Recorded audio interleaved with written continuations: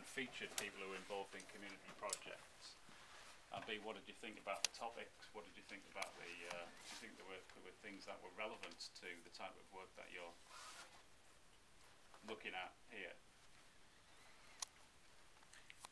I think it definitely did. And the thing that really interested me was the sort of like the way it was able to create a lot more areas of sociability.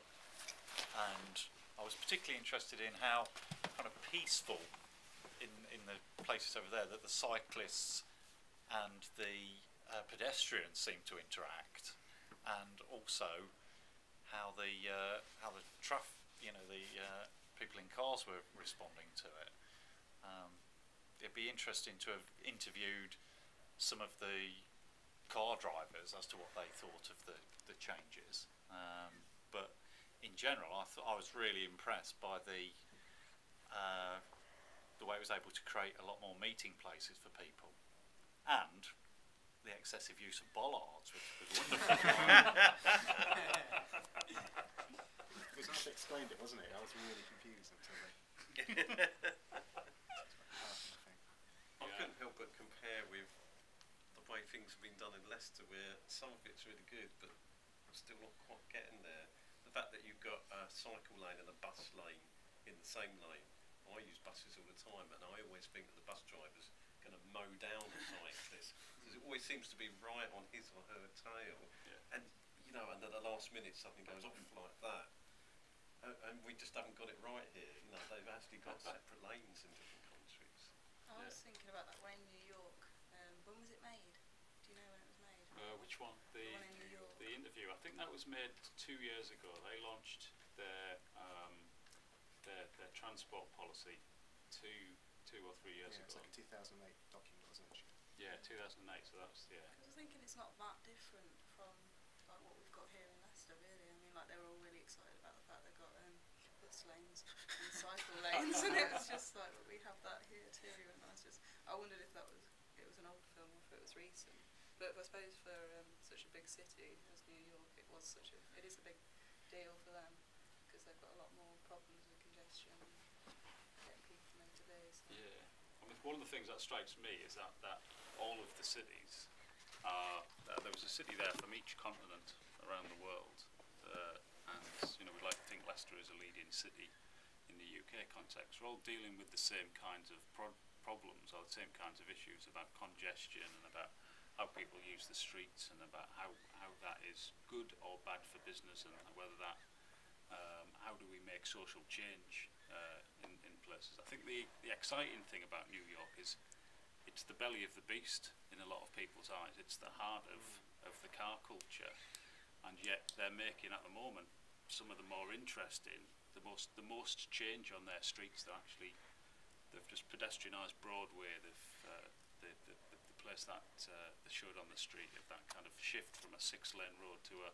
2-lane road, and the rest of it was given over to pedestrians and cyclists and public transport. They're actually making big changes, and they see that as being the future for their city and good for the city as a whole.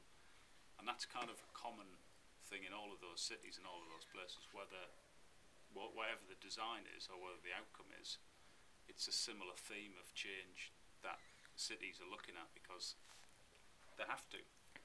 And some people might want to, but the cities are finding that they have to because of the problems that they've got, and they're starting to change in the big questions.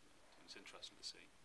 There's an issue about our culture, though, isn't there, here? In as much as it was interesting to see in some of those other places, and even in somewhere like New York, that they were embracing the idea of a cafe culture, and despite successive governments' attempts to introduce something like that here in the UK, we've not really taken to that very much. We've still got a drinking culture, and even when they put out the physical seats and tables and whatever else, it's still not really being, I don't know, it's something in the British psyche that doesn't want to accept that. I mean, I think that's a problem.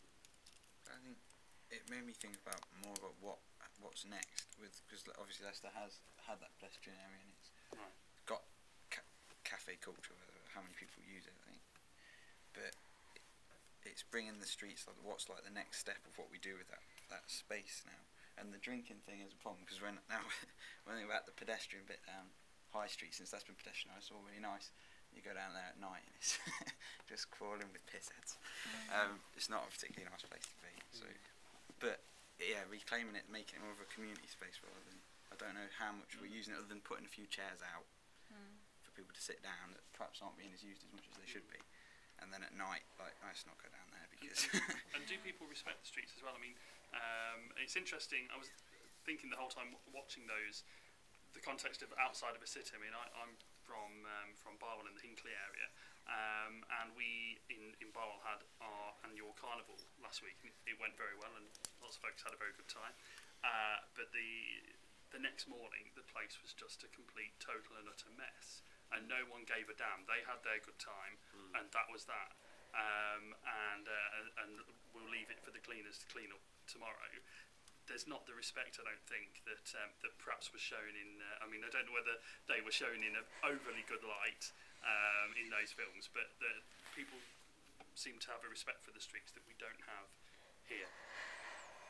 I like the idea. I think it was in the Istanbul one where that lady had set up like once a week she'd close off a certain street, and it was just pedestrianised for that day.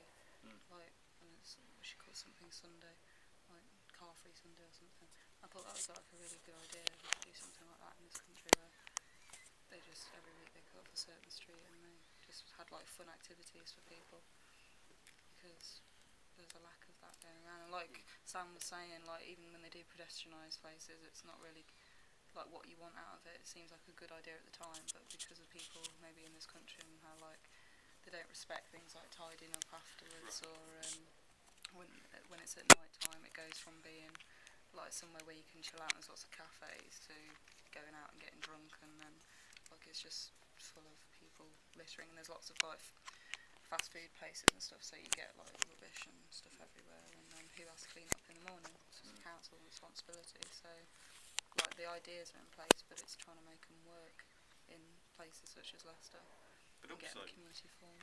Leicester has that sort of half measure where you've got the pedestrianised bit, but then obviously you still need buses, and you're still getting cars going down the areas where they're not supposed to go, and that's why they do these Especially on the spot. around here, you're like, Yeah, one way, Charles- one way. Yeah, Charles Street as well. And then get irritated because they get fines when they're not supposed to be there. But the amount of cars that still go in, and I think there has been talks about having a congestion charge, or just saying no cars at all, and I'm all for that, you know. It's kind of piecemeal approach at the moment. So some bits of Leicester are really nice, and other bits a bit grotty. We know that the money has run out, and there is not going to be any money as well. That's unfortunate. We're in a recession, so the cultural quarter is, well, it's a bit of a quarter. It's a real shame, you know, that it goes from really nice to grotty to nice again. This place is a good is a good way of illustrating it. To get here is not very nice, and all the stuff that's in the press at the moment about not enough people coming when it's a lovely space. And there are other areas. You think of Town Hall Square, but you have a problem with not as much, but you'll get drunks there and so forth. Yeah. And maybe it is about our culture and that drinking culture in It's general.